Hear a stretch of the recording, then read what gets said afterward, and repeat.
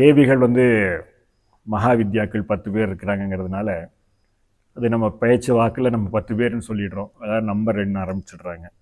அடிப்படையாக நம்ம அந்த புரிதலில் இருந்து ஆரம்பித்து வருவோம்.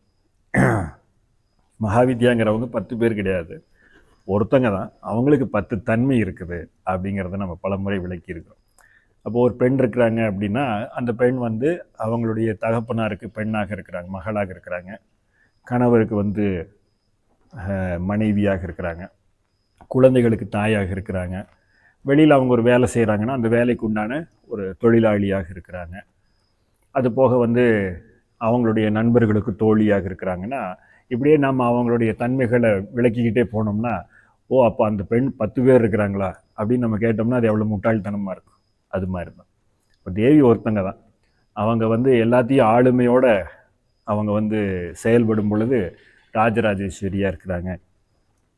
அதே போல் அவங்க வந்து ரொம்ப ஆணவத்தோடு யாராவது அவங்களை அணுகும் பொழுது அவங்க வந்து காளியாக இருக்கிறாங்க. அவங்க வந்து ஒரு மனசு ஒடிஞ்சு போய் இதெல்லாம் வந்து நியாயமா அப்படின்னு கேட்கும் பொழுது அவங்க வந்து தாராவாக இருக்கிறாங்க. என்னை யாரும் காப்பாற்ற மாட்டீங்களான்னு கேட்கும்போது பகலாமுகியாக இருக்கிறாங்கன்னு அவங்களுடைய தன்மைகளை நம்ம சொல்லிக்கிட்டே போகலாம். அப்போ அந்த மாதிரி நம்ம பார்க்கக்கூடிய அந்த ஒரே தேவி தான் 10 குணமாக வெளிப்படுறாங்க அப்படின்னு நம்ம தெரிஞ்சுக்கிட்டோம்னா, மகளாக நாம் பார்க்குறோம் அப்படின்னா அப்போ அவங்க வந்து ஒரு தொழிலாளியாக இருக்கிற தன்மையிலையும் அதே பெண் தான் இருக்கிறாங்கங்கும் போது அவங்க கோவிச்சுக்குவாங்களா? கிடையாது. எப்படி இருந்தாலும் நம்ம அவங்கள தான் பார்க்குறோம். அப்போ அந்த தேவியோடைய 10 ரூபங்கள் தான் அப்படின்னு சொல்லி 10 பேருன்னு சொல்லி பழகி நம்ம ஏதோ 10 பேர் சுற்றி நின்றுக்கிட்டு இருக்கிற மாதிரியான ஒரு கற்பனைக்குள்ளே வந்துடும். ஒரே தேவி தான் அவங்கள 10 தன்மைகளில் பார்க்குறோம். ஆனால் அதே நேரத்தில் நீங்கள் கவனித்து பார்த்தீங்கன்னா அவங்களுடைய கணவராக இருக்கிறவங்க, அந்த பெண்ணுடைய கணவராக இருக்கிறவங்க அவங்கள மகளாக பார்க்க மாட்டாங்க இல்லையா? அதையும் நம்ம ஒரு பக்கம் புரிஞ்சுக்கணும். இப்போ நம்ம அந்த பெண்ணுடைய வடிவத்திலிருந்து புரிஞ்சுக்கிட்டோம், அந்த பெண்ணோட உறவு சார்ந்தவங்க வடிவத்திலிருந்து நம்ம தெரிஞ்சுக்கலாமே. அப்போ அவங்களுடைய தந்தையாராக இருக்கிறவங்க அவங்கள ஒரு தொழிலாளியாக பார்க்க மாட்டாங்க. அப்போ அவங்க தோழியாக இருக்கிறவங்க அவங்கள தாயாகவும் பார்க்க மாட்டாங்க. ஏன்னா அது கண்டிப்பாக முரணாகி போயிடும்.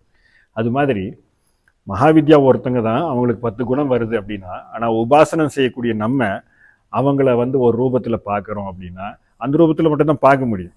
அவங்கள வேற ஒரு ரூபத்திலையும் சேர்த்து நம்ம பார்த்துக்கிறேன்னா மனசு நம்மளுக்கு இடம் கொடுக்காது அப்படிங்கிற அடிப்படையும் நம்ம புரிஞ்சுக்கணும். அப்போ 2 வகையான பார்வை இருக்குது இங்கே.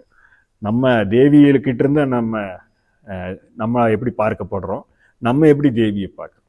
அப்போ அந்த மகாவித்யாவை நம்ம பார்க்குற பார்வையிலேருந்து பார்க்கும்பொழுது அவங்க 10 பேராக இருந்தாலும் எனக்கு அவங்க தாயாக தான் இருக்கிறாங்க.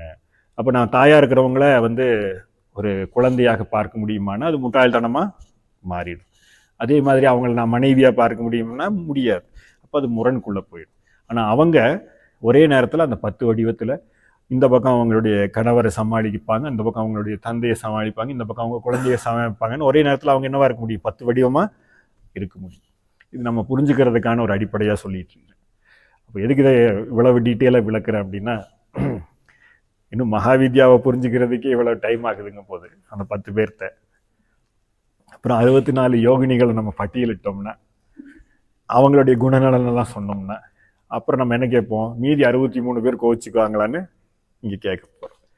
அப்போ நம்ம வந்து யோகினிகளை பற்றி நம்ம அடிப்படை புரிதலாக நம்ம சொல்லணும் அப்படின்னா அவங்க 64 யோகினிகள் இருக்கிறாங்க அப்படிங்கிறத நம்ம தெரிஞ்சுக்கலாம். அவங்களே வந்து 91 யோகினிகளாகவும் இருக்கிறாங்க அப்படிங்கிறதையும் நம்ம தெரிஞ்சுக்கலாம். அதே மாதிரி அவங்க 108 யோகினிகளும் இருக்கிறாங்க அப்படின்னு நம்ம தெரிஞ்சுக்கலாம். ஸோ இதெல்லாம் ஃபஸ்ட்டு அடிப்படையை புரிஞ்சுக்கிட்டிங்கன்னா தான் அது உங்களுக்கு புரியும். அப்போ 8 யோகினிகள்லேருந்து ஆரம்பித்து அந்த 8 யோகினிகள் பன்மடங்காகி 64, அதுக்கப்புறம் 91 ஆகி அப்புறம் 108ன்னு சொல்லி பல்வேறு வடிவங்களில் யோகினிகள் உணரப்படுறாங்க. இப்போ யோகினிகள்ங்கிறது என்ன அப்படிங்கிறத உங்களுக்கு சின்ன புரிதலாக நம்ம சொல்லணும்னா அதை ஒரு இந்த மாதிரியான புராணங்களில் விளக்குற தன்மைகளில் நம்ம பார்த்தோம்னாலே அவங்க வந்து தேவியோடைய ஒரு பகுதியாக இருக்கிறாங்க அப்படிங்கிறத நம்ம சொல்லலாம். அதில் இன்னும் உங்களுக்கு புரிகிற மாதிரி சொல்லணும்னா தேவி வந்து ஒரு பிரம்மாண்டமான ஒரு பிரபஞ்சத்தையே உருவாக்கின ஒரு ஜெகன் மாதா. அப்போ அந்த பிரம்மாண்டமான ஒரு தன்மையில் உட்காந்துருக்குறாங்க அவங்க. அப்போ நம்ம வந்து அந்த பிரம்மாண்டத்தை நம்ம வந்து உணர்றத தக்க வகையில் நம்ம போகும் பொழுது இந்த பிரம்மாண்டமாக உருவான விஷயத்திலேயே அவங்க எல்லாத்தையும் அவங்க செயல்படுத்த முடியாது. அப்போ உதாரணமாக ஒரு நாடு இருக்குது அப்படின்னா அந்த நாட்டுக்கு ஒரு பிரதமர் இருக்கிறாங்க. அப்போ அந்த பிரதமருக்கு கீழே வந்து அமைச்சர்கள் இருக்கிறாங்க, அந்த அமைச்சர்களுக்கு கீழே அதிகாரிகள் இருக்கிறாங்க, அந்த அதிகாரிகளுக்கு கீழே அப்படின்னு சொல்லி இப்படியே அது ஒரு பெரிய விஷயம். ஆனால் சொல்கிறதெல்லாம் யார் சொல்லுவோம் அப்படின்னா இந்த நாட்டுக்கு இவர் தாங்க ஆள்றாரு, இவர் தான் எல்லாமே முடிவு பண்ணுவாருன்னு சொல்லுவோம். ஆனால் அவர் நேரடியாக எல்லாத்தையும் செய்ய முடியுமான்னா செய்ய முடியாது. அப்போ இந்த ஒவ்வொரு மனிதர்களுக்கும் வந்து அவங்க நேரடியாக தொடர்பு படுத்த முடியாது. ஆனால் அவங்க சேர்ந்த செய்கிற செயல்பாடுகள், அவங்க கொடுக்கக்கூடிய செயல்பாடுகள் இந்த அமைச்சர்கள் வழியாகவும் அதிகாரிகள் வழியாகவும் மனிதர்களை வந்து அடைஞ்சிருது இல்லையா, மக்களை வந்து அடைஞ்சிருது இல்லையா. அது போல தான் இந்த ஒரு பெரிய அரசாங்கத்துக்கு எப்படி அதிகாரிகள் இருக்கிறாங்களோ இந்த அதிகாரிகள் போலத்தான் இந்த யோகினிகள்ங்கிறவங்க இருக்காங்க. அப்போ அந்த தேவியோடைய ஒரு பிரம்மாண்டமான ஒரு மண்டலத்தில் எப்படி இருக்கிறாங்க அப்படின்னா கந்தர்வர்கள்னு இருக்கிறாங்க, யக்ஷினிகள்னு இருக்கிறாங்க, யக்ஷர்கள்னு இருக்கிறாங்க, அதே மாதிரி இந்த யோகினிகள்னு இருக்கிறாங்க. அப்போ யோக கர்த்தாக்கள்னு சில பேர் இருக்கிறாங்க. இந்த யோகினிகள் யோக கர்த்தாக்களுக்கும் தாண்டி வந்து தேவி உட்கார்ந்துருக்கிறாங்க. தேவி மட்டும் உட்காந்துருக்கிறாங்கன்னா அவங்களுக்கு எல்லா வேலையும் முடிவை செய்யக்கூடிய தன்மைகளில் தேவி வந்து முழுமையான பராக்கிரமத்தோடு உட்காந்துருக்குறாங்க. இப்போ தேவி உட்காந்துருக்கிறாங்கன்னா எங்கே உட்காந்துருக்குறாங்க அப்படின்னா ஒருத்தருடைய முழுமையான தன்மைகள், அதாவது எப்படின்னா ஒரு ஆழ்ந்த ஒரு பெரிய அரியணையில் உட்கார்ற மாதிரி உட்காந்துருக்கிறாங்க. அப்போ அந்த அரியணையில் எப்படி உட்காந்துருக்கிறாங்க அப்படின்னா பைரவர் அப்படிங்கிறவருடைய தன்மையை அரியணையாக போட்டுக்கிட்டு சிம்ம வாகனமாக அவங்க எப்படி உட்காந்துருக்கிறாங்கன்னு சொல்கிறோமோ அது மாதிரி பைரவ வாகனத்தில் தான் அவங்க உட்காந்துருக்குறாங்க. அப்போ பைரவர் இருக்கிறாரு, தேவி இருக்கிறாங்க, அதுக்கப்புறம் யோகினிகளும் யோக கர்த்தாக்களும் இருக்கிறாங்க, யக்ஷினிகளும் யக்ஷர்களும் இருக்கிறாங்க, கந்தர்வர்கள் இருக்கிறாங்க, கந்தர்விகள்னு இருக்கிறாங்க. ஸோ இதில் ஆண் பெண் தன்மையோடு இவங்கெல்லாம் இந்த மாதிரி பெரிய மண்டலத்தில் இருக்கிறாங்க. அப்போ இது வந்து யார் இருக்கிறாங்க, ராஜராஜேஸ்வரி இருக்கிறாங்க. அப்போது மிச்சவங்கெல்லாம் எங்கே இருக்கிறாங்க அப்படின்னு பார்க்கும்போது எல்லாத்துக்குமே இது இருக்குது. அப்போ வந்து பார்த்திங்கன்னா நம்ம எல்லா தன்மைக்குள்ளேயுமே இது இருக்குது. அப்போ நம்ம ஏற்கனவே சொன்ன மாதிரி அவங்க வந்து புவனேஸ்வரியாக இருக்கிறாங்க அப்படின்னா இந்த புவனங்களையெல்லாம் படைச்சிட்டாங்க. அப்போ அந்த புவனங்களோட இயக்கத்தை எல்லாத்தையும் வந்து இயங்கணும் அப்படின்னா அப்போ ஒரு பூலோகத்தில் உட்காந்து அங்கே இருக்கக்கூடிய ஒரு இடத்துல காற்று வரணும், ஒரு இடத்துல வெயில் அடிக்கணும், ஒரு இடத்துல மழை பெய்யணும்னா அதுவும் அந்த புவனேஸ்வரியை வந்து இறங்கி செய்வாங்களா அப்படின்னா செய்ய மாட்டாங்க. அப்போ அந்த மாதிரி ஒவ்வொரு தேவியும் அவங்களுடைய மண்டலத்தில் இத்தனை பேர்த்தையும் வச்சுருக்குறாங்க. அப்போ புவனேஸ்வரியோடைய மண்டலத்தில் யோகினிகள் இருப்பாங்க, புவனேஸ்வரியோடைய மண்டலத்தில் கந்தர்வர்கள் இருப்பாங்க, புவனேஸ்வரியோடைய மண்டலத்தில் வந்து யக்ஷர்களும் யக்ஷினிகளும் இருப்பாங்க, புவனேஸ்வரிக்கு ஒரு பைரவர் இருப்பார். அப்போ பைரவரை வந்து அஷ்ட பைரவர்னு சொல்லுவாங்க, 8 பைரவர் இருக்காங்க. அப்போ மகாவித்யாவோட 8 பேர்த்துக்கு 8 பைரவர்கள் இருக்கிறாங்க. அவங்களத்தான் அவங்க வந்து ஸ்தானமாக, அதாவது அடிப்படையாக, அதாவது நம்ம ஒரு பில்டிங் கட்டுறோம்னா எப்படி ஒரு அடித்தளம் போடுறோமோ அது மாதிரி ஒரு ஸ்ட்ராங்கான பேஸ்மெண்ட்டை வச்சுக்கிட்டு அது மேலே தான் இவங்க உட்காந்துருக்குறாங்க. அப்போது பைரவர்கள் எல்லாத்துக்குமே இருக்கிறாங்க. அப்போ 2 மகாவித்யாவுக்கு மட்டும் பைரவர் கிடையாது. அந்த 2 பைரவர் இல்லாத அந்த மகாவித்யாவுக்கும் யோகினிகள் இருக்கிறாங்க, இந்த இவங்கள்லாம் இருக்கிறாங்க. அவங்க வந்து எப்பொழுதுமே பைரவர் சார்ந்து இருக்க மாட்டாங்க, அதாவது பைரவர் மேலே அமர்ந்து இருக்க மாட்டாங்க. அப்போ இது வந்து ஒரு நிலைத்தன்மைக்காக அவங்க பைரவரை சார்ந்து உட்கார்ந்துருக்குறாங்க, ஸ்டேபிளாக உட்கார்ந்துருக்கிறதுக்கு. மீதி 2 பேர் அந்த ஸ்டேபிள்னஸ் இல்லாதவங்கிறதுனால அவங்களுக்கு அந்த பைரவருடைய தன்மை இல்லை அப்படிங்கிறதையும் நம்ம தெரிஞ்சுக்கலாம். ஸோ அதனால் அந்த மகாவித்யா பற்றிலாம் நீங்கள் தெரிஞ்சு வச்சுருந்தீங்கன்னா, இல்லை என்னைய தொடர்ந்து பின்பற்றிட்டு இருந்தீங்கன்னா உங்களுக்கு அந்த பைரவர் இல்லாத மகாவித்யா யாருங்கிறது நேரம் உங்களுக்கு தெரிஞ்சிருக்கும்னு நான் நம்புகிறேன். அப்போ நம்ம நேரடியாக போய், இப்போ நான் ஏற்கனவே சொன்ன உதாரணத்துக்கு போல் நம்ம நேரடியாக போய் ஒரு பிரதமரை பார்த்துட முடியுமா அப்படின்னா பார்க்க முடியாது.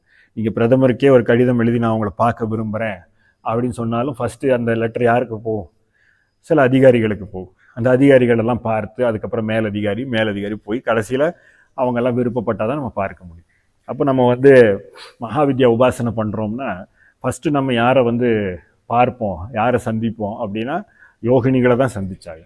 அப்போ இந்த யோகினிகளை சந்திக்கிறதுக்காக தான் நம்ம இதையெல்லாம் முன்னாடியே தொடர்பு கொள்கிறோம். ஏன்னா பெரும்பான்மையான சாதகர்கள் என்ன செய்வாங்கன்னா யோகினிகளை பார்த்த பிறகு யோகினிகளை வந்து ஃபஸ்ட்டு பார்ப்பாங்கன்னு சொன்னேன் இல்லையா. அப்போ யோகினிகளை பார்த்த உடனே அவங்க என்ன டிசைட் பண்ணிடுவாங்க, ஓ இதுதான் தேவி போல் இருக்குது அப்படின்னு சொல்லிட்டு திரும்பி வந்துடுவாங்க. ஏன்னா நம்மளுக்கு வந்து நேரடியாக ஃபோட்டோவோ இல்லை தொலைத்தொடர்போ இல்லை. அப்போ நம்ம வந்து ஒரு அதிகாரியை பார்த்தோம் அப்படின்னா அவரே ஒரு பெரிய நாட்காலியில் உட்காந்துருக்கிறாரு, பெரிய மேஜையில் உட்காந்துருக்கிறாரு, அவரை சுற்றி ஒரு பெரிய அறை இருக்குது அப்படின்னு பார்க்கும்போது ஸோ இவர் தான் பிரதமர்னு நினச்சிட்டு நம்ம திரும்பி வந்துட்டோம்னு வச்சுக்கோங்க. அப்போ நம்ம போன காரியம் வேறு மாதிரி ஆகிடும். அப்போ அவர் வந்து இதையெல்லாம் லெட்டர்லாம் வாங்கி வைக்கிறவராக தான் இருப்பார் அப்படிங்கிறத நம்ம தெரிஞ்சு வச்சுக்கிட்டோம்னா அவங்கக்கிட்ட கொஞ்சம் பேசி இந்த மாதிரி உங்களுக்கு நிறைய லெட்டர் வந்துருக்கும், என்னோடய லெட்டரை மட்டும் கொஞ்சம் மேலால் எடுத்து வச்சிங்கன்னா ரொம்ப சந்தோஷமாக இருக்கும். அப்புறம் உங்களுக்கு என்ன செய்யணும்னு சொல்லுங்கள், நம்ம பார்த்துக்கலாம் அப்படின்னு சொல்லி நம்ம மக்கள் எப்போவுமே ஒரு வேலை செய்வாங்க இல்லையா, அது மாதிரி நீங்கள் யோகினிகள்கிட்ட பேச முடியும். நீங்கள் சப்போஸ் நான் நேர்மையானவன், நான் வந்து இந்த மாதிரியான விஷயத்துக்கெல்லாம் போக மாட்டேன் அப்படின்னு சொல்லிட்டு நீங்கள் யோகினிகிட்ட போனீங்கனாலும் கூட யோகினி என்ன சொல்லுவாங்க அப்படின்னு கேட்டிங்கன்னா, நீங்கள் வந்திருக்கிறீங்க ரொம்ப சந்தோஷம், இங்கே ஒரு நடைமுறைன்னு ஒன்று இருக்குது அப்படின்னு சொல்லி அந்த நடைமுறையை நமக்கு சொல்லி தந்துடும். அதனால் ஒன்று நீங்கள் அவங்களுக்கு செய்ய வேண்டியிருக்கும், இல்லைனா அவங்க அந்த நடைமுறைக்குள்ளே உங்களை அழைச்சிட்டு போயிடுவாங்க.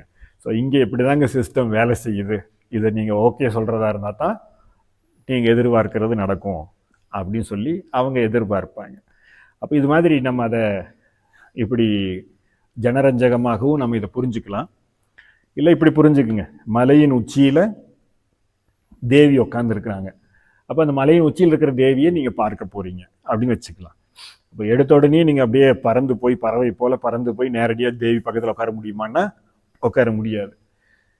அப்போ அதுக்கு மேலே ஏற ஏற அதில் படிக்கட்டுகள் இல்லாத பாறைகள் மட்டும்தான் இருக்கிற மலைன்னு வச்சுக்கோங்க. ஒரு பாறை ஒரு டிசைனில் இருக்கும், இன்னொரு பாறை இன்னொரு டிசைனில் இருக்கும். அப்போ அந்த ஒவ்வொரு பாறையும் பிடிச்சி நீங்கள் மேலே ஏறி போகும்பொழுது அந்த பாறை ஒவ்வொன்றுக்கும் ஏற்ற மாதிரி நீங்கள் உங்களை என்ன செய்ய வேண்டியிருக்கும், டீல் பண்ண வேண்டியிருக்கும். அப்போ அந்த உடல் சார்ந்த நீங்கள் வந்து எவ்வளோ தூரம் அந்த உழைப்பை அந்த பாறைக்கு கொடுக்குறீங்களோ, இதில் கொஞ்சம் சீக்கிரம் ஏறினா போதும், இன்னும் இது கொஞ்சம் வழுக்கிற மாதிரி இருக்குது, நான் கொஞ்சம் கிரிப்பு பண்ணிட்டு ஏறலாம், இல்லை இந்த பாறையிலலாம் ஏறவே முடியாது, எதுக்கு சுற்றி போயிடுவோம். ஸோ இப்படி எல்லா விஷயங்களும் செஞ்சால் தான் நீங்கள் எங்கே போய் அடைய முடியும், மேலே ஏற முடியும். அப்போ அது மாதிரி நீங்கள் வந்து இந்த உதாரணத்தை உணர்ந்து பார்த்தீங்கன்னா, யோகினிகள் இவங்களையெல்லாம் கடந்து தான் நம்ம எங்கே போக போகிறோம், நம்ம வந்து அந்த தேவியுடைய மண்டலத்துக்கு போக முடியும்.